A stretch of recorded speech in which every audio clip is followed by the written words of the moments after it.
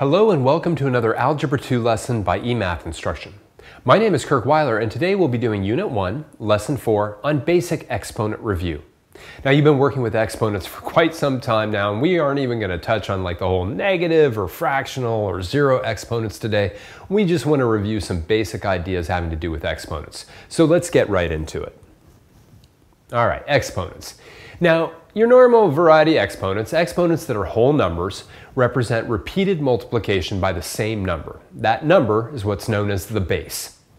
When we write equivalent expressions involving exponents, we should always keep this notion, this idea in mind, that all that exponent is talking about is just multiplying repeatedly by this same number or variable. So let's take a look at exercise number 1. The following 4 steps are given to find the product of the monomials negative 2x to the 5th and 4x squared. In other words, I'd like to multiply these two and get an equivalent expression for this product. All right. Letter A says for steps 1 through 3, write the real number property that justifies each manipulation. Now remember, we've got, basically 3 real number properties, right? We've got the commutative properties of multiplication and addition. We've got the associative properties of multiplication and addition. And then we've got the distributive property of multiplication and division over addition and subtraction. So what I'd like you to do is look at each one of these lines and ask yourself, what justifies going from this line to this line? That would be this property. What justifies going from here to here? That would be this property. And then what justifies going from here to here? That would be this property. And then we'll talk about why we can eventually go from here to here. So pause for a moment and see if you can fill in the reasons.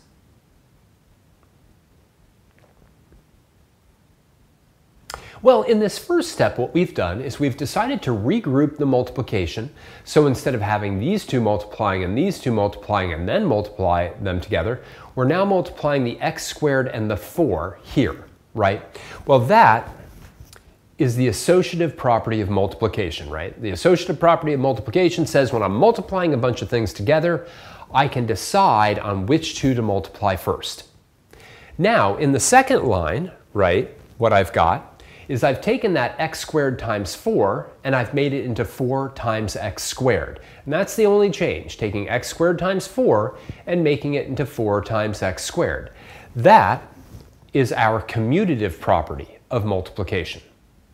And then finally, I've taken this product of negative 2, 4, x squared, and x to the 5th and x squared, and I've regrouped it so now the negative 2 is multiplying the 4, and the x to the 5th is multiplying the x squared, and that is yet again the associative property of multiplication. All right, and then finally I do negative 2 times 4 and I get negative 8, and I do x to the 5th times x squared and I get x to the 7th. And that's part B. Explain why the final exponent on the variable x is 7, right? Why do we get x to the 7th? Why don't we get x to the 10th? I mean, I have x to the 5th times x squared. One might think, well, then I should do 5 times 2 and get 10, but I don't. I get x to the 7th. Pause the video now and see if you can explain that.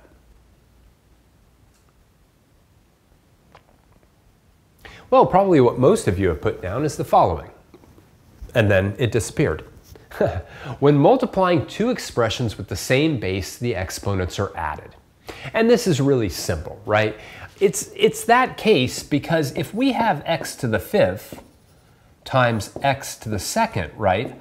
I literally have 1, 2, 3, 4, 5 x's times 1, 2 more x's, right? I literally have 7 x's that are multiplying each other. I'm multiplying by x 7 times. I'm not multiplying by x 10 times. And this gets into this very important idea, right? This exponent property or rule, which if I multiply two variables that are the same, I will add their powers together. So I wouldn't do that if I had x to the 5th times y squared.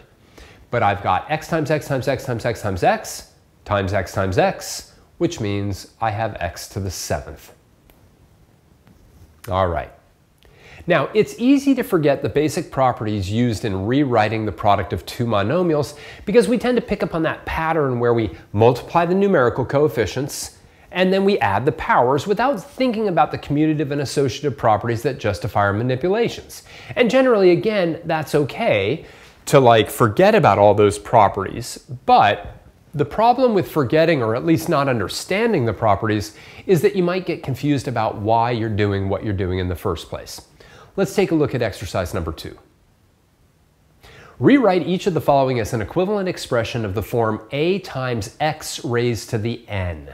All right, so in letter A, we have 5x squared times 3x to the 6th, 5x squared times 3x to the 6th. So let's do this one together. All right, now I'm not going to go through all the properties, but basically the associative and the commutative properties of multiplication allow me to rewrite this as 5 times 3 times x squared times x to the 6th. And now, of course, I can rewrite 5 times 3 as 15, and x squared times x to the 6th as x to the 8th. All right. And again, a lot of times people will get to a point, I certainly do this all the time, where they don't write down this line. They just do 5 times 3 is 15, x squared times x to the 6th is x to the 8th, and boom, I have my answer.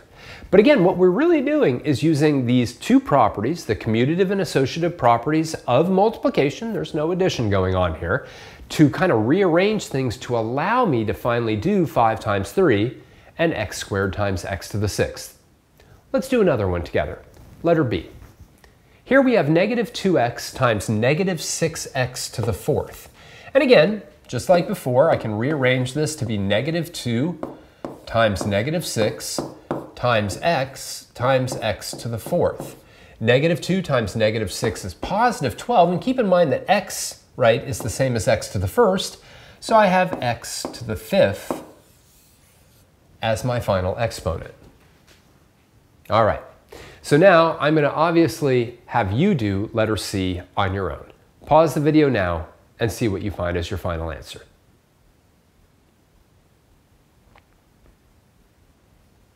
All right, let's do it. And of course, I had to throw one at you that had a fraction, of course, right? I always give you the hard ones. So I've got 3/2 times 6 times x to the 4th times x to the 10th. 3/2 times 6, right? I can divide the 2 into the 6 and get 3, and then I have 3 times 3, which is 9.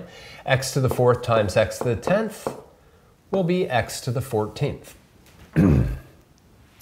Now, in our last problem, we have 4x cubed quantity squared. So how do we deal with that? Well, never forget that when I have something raised to a power, it's just telling me how many times I'm going to multiply that thing by itself. So if I have 4x cubed to the 2nd, that means I have 4x cubed times 4x cubed. If I had, cow to the 2nd, I'd have cow times cow. It wouldn't matter, right? So 4x cubed squared is going to be 4x cubed times 4x cubed, which is going to be 4 times 4 times x cubed times x cubed. And before we finish this off, notice, right?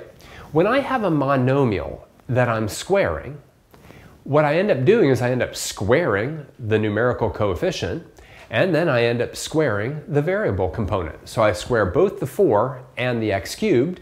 4 times 4 is 16, and x cubed times x cubed is x to the 6th. All right, simple work, right? You probably could have done this back in 8th grade algebra. Let's keep going. Now, multivariable multiplication. Monomials, which are just a single term, can have more than one variable, just as long as they're all combined using multiplication and division only. Multiplying monomials that contain more than one variable involves application of exponent laws and the repeated use of the associative and commutative properties, just like we did before, all right? The only difference is that the expressions get more complicated, which leaves room for more error. That's just what happens. So let's take a look at exercise number 3. Find each of the following products, which involve monomials of multiple variables.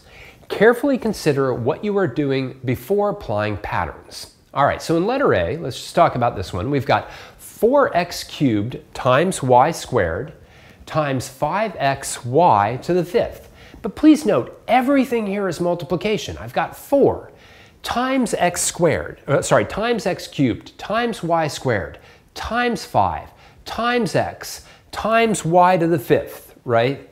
I've got all of that.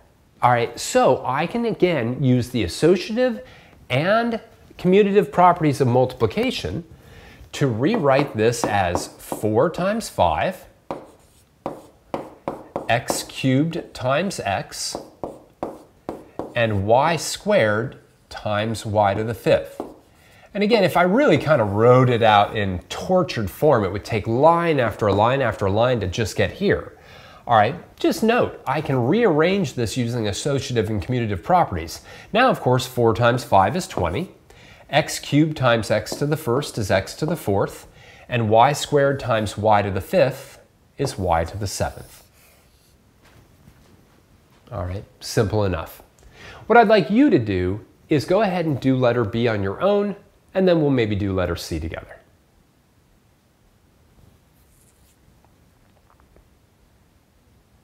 All right, let's do it. Let's take a look at letter B. I'm going to go with exactly what I did before, right? I'm going to first have group the numerical coefficients, -2 times -4. I'm going to have x to the 7th times x squared, and I'm going to have y cubed times y to the 6th. Try to get little dots there for multiplication. -2 times -4 is +8. X to the 7th times x to the 2nd is x to the 9th. And y to the 3rd times y to the 6th is also y to the 9th. Lots of to the 9th powers there. We just got them in different ways. Now our last problem isn't any harder than the other three, it just involves fractions. So actually, pause the video now, see if you can remember how to multiply two fractions together, and then we'll go through the final answer.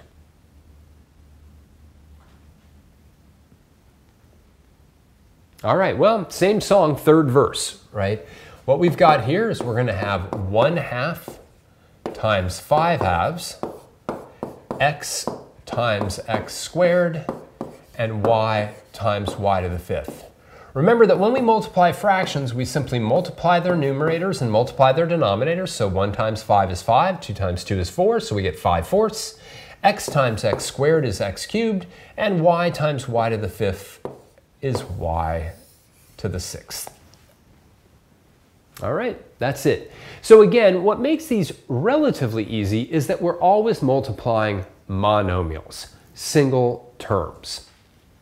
Let's keep going. All right, factoring expressions. We talked about factoring just a little bit a few lessons ago.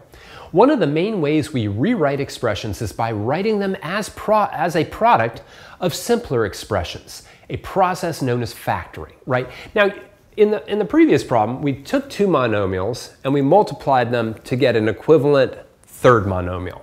Here, I kind of want to go in the opposite direction. I want to take a monomial and I want to rewrite it as an equivalent product. I want to kind of go backwards from what I was just doing. Let's take a look at that in exercise number 4. Fill in the missing blank in each of the following equations involving a product such that the equation is then an identity, an equation that's always true. In other words, what I want is I want to write 6x to the 5th as 2x to the 2nd times something else, okay? So that they're equivalent. So let's take a look at letter A together. All right, now I've got 6x to the 5th equals 2x squared times what? Well, 2 times 3, right, will give me the 6, all right?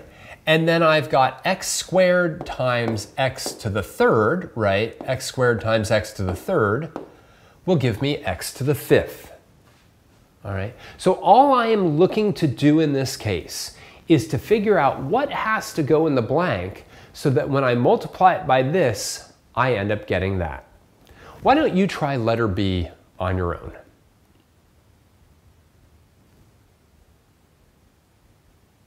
All right, well here I have 12x to the 8th equals 4x to the 3rd times what? Well, then I ask myself, what would I have to multiply 4 by in order to get 12? That is again 3. Then what would I have to multiply x cubed by to get x to the 8th? and that would be x to the 5th. These probably strike you as being pretty easy, and that's a good thing, all right? Because we're trying to kind of go backwards, right? We're trying to break something into a product where we know one part of the product. All right, why don't you try letter C on your own? Negative 20x squared y to the 4th is equal to negative 2xy cubed times what? Take a moment.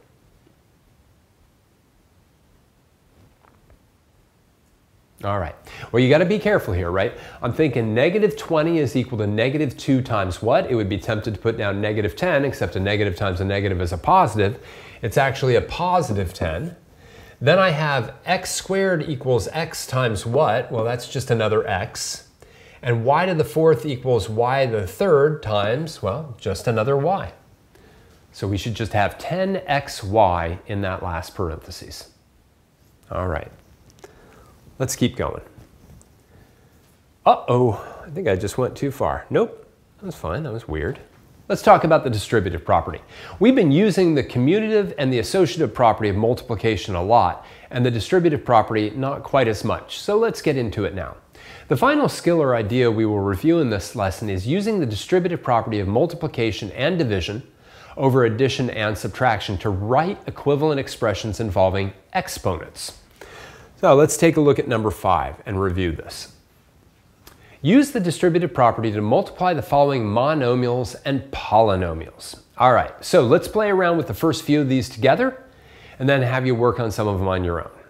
All right, letter A. In letter A, I've got 2x times the quantity 5x plus 3.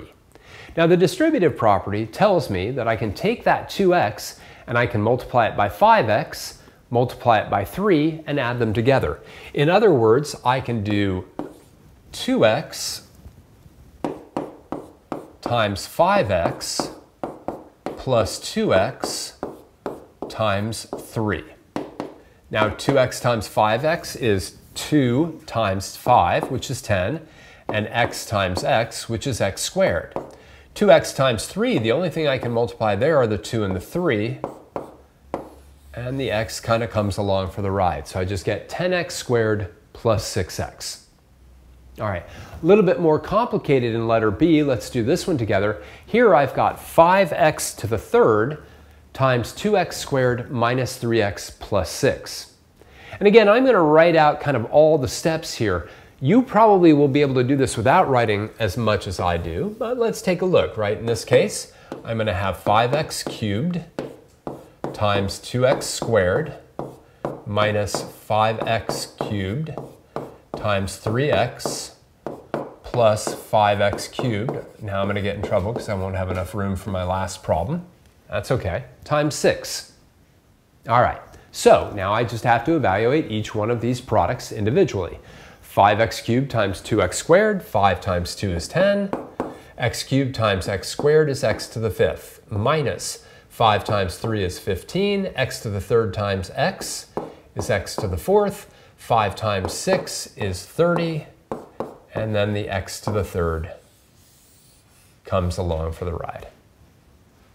All right. I'd like you to now pause the video and try to do letter C on your own.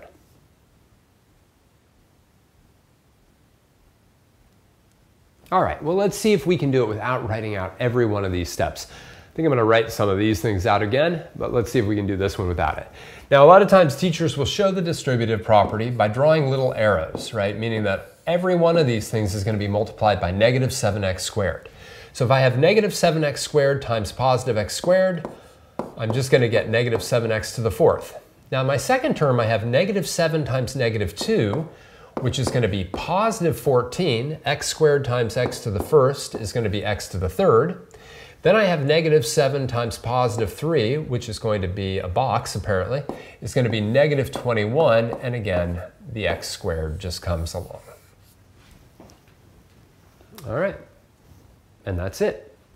Now, we can certainly have multivariable situations as well. All right, so let's take a look at those. Letter D. Here I have xy squared times x squared minus y squared. All right, so let me write this one out. All right, here I'll have xy squared times x squared minus xy squared times y squared. Now in the first case, I've got x times x squared, which is x cubed, and the y squared doesn't change. In the second one, the x doesn't change, and I have y squared times y squared, which is y to the fourth. All right, and that's it. So what I'd like you to do is, of course, try the most challenging one on your own. Go ahead and do letter E.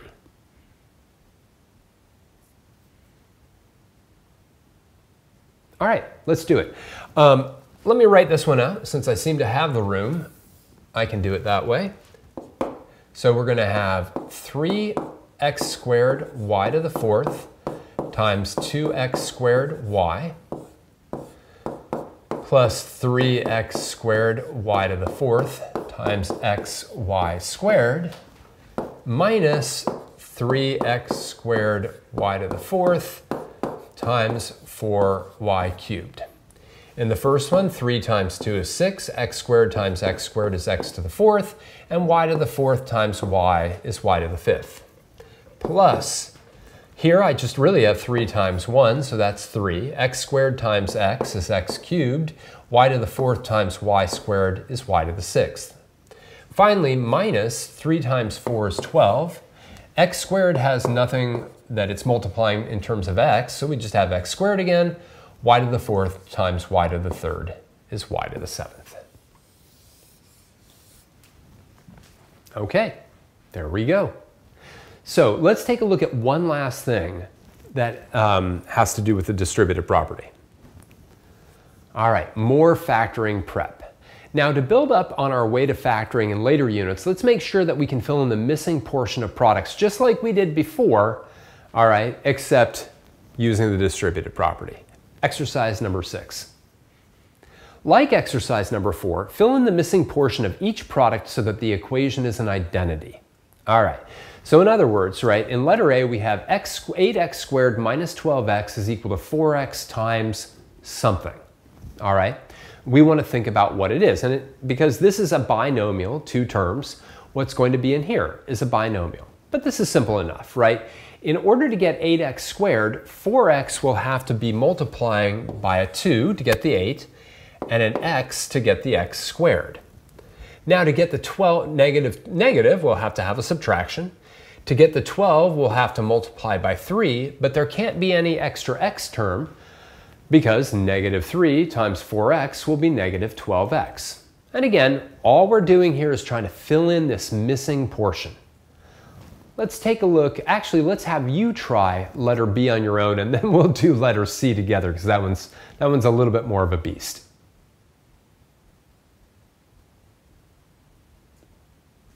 All right. Well, here I have 7x to the fourth minus 21x cubed minus 28x squared is equal to 7x squared times what? Well, to get an x to the fourth, I'll just need to multiply 7x squared by an x squared. To get that negative 21, I'm going to have a negative 3 multiplying that 7, and I'll have to have an x to the first times x squared to get x to the third. And then finally, to get that negative 28, I'll have to have a negative 4, but I won't want anything extra in x because I've already got my x squared. So this trinomial is equal to 7x squared times x squared minus 3x minus 4. All right.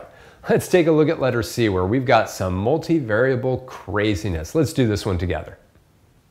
Here I've got 10x to the third y squared minus 20x squared y cubed plus 35xy to the fifth is equal to 5x times y squared times what? All right, well, to begin, right, I've got this 5xy to the second. To get my 10, I'll have to have a 2 in here. I compare my x cubed to my x to the first, I'll have to have x squared. Now here I've already got a y squared and a y squared, so I don't need any more y's. My second term, I've got a 5 and a negative 20, so I'll have to have a negative 4. I have x squared on the outside, x to the first, so I'll have to have another x to get me up to x squared. I have a y cubed and a y squared, so I'll have to have another y to get me up to y cubed. Finally, the 35 and the 5, I'll have to have plus 7. I've already got my x to the first, so I'll need to have a y to the third to get me up to that y to the fifth. All right, and there we have it. Now the last one on here, and truly the last problem of the lesson, looks a little bit more complicated, but I'd like you to pause the video and see if you can figure out what goes in here.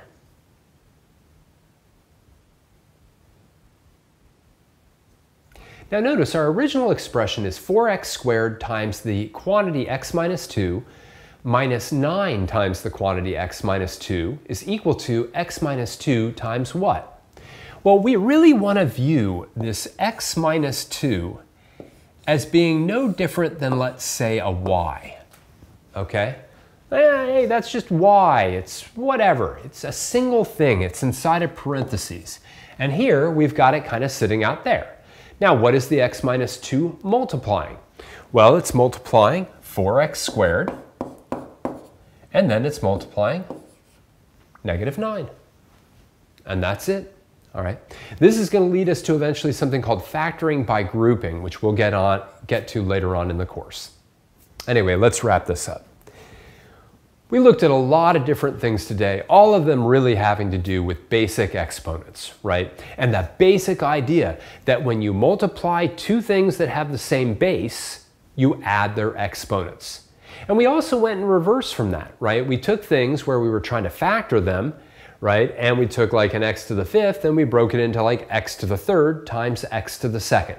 All right, it's very important for you to be able to use the distributive property both forwards and backwards to rewrite equivalent expressions that involve exponents. Because man, will we see that a lot in this course. All right, for now I just want to thank you for joining me for another Algebra 2 lesson by eMath Instruction. My name is Kirk Weiler, and until I see you again, keep thinking and keep solving problems.